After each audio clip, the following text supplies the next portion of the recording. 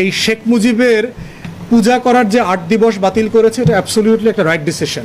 আওয়ামী লীগের বিবৃতি আসছে যে তাদের জাতির জনক, এটা সেটা। জাতির জনকের নির্বাচন হয়েছে নাকি?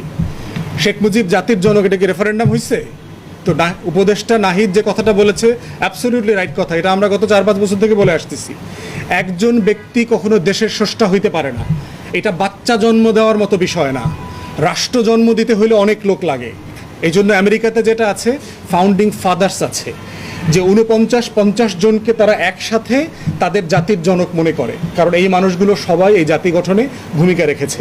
আমরাও মনে করি যে বাংলাদেশ জাতিসত্তার ইতিহাসে শেরে বাংলা, সোহরাওয়ার্দী, তারপরে মাওলানা ভাসানী, শেখ মুজিবুর রহমান, জিয়াউর রহমান, জেনারেল ওসমানী, যোগেন মণ্ডল থেকে শুরু করে অনেক মানুষের অনেক ভূমিকা আছে।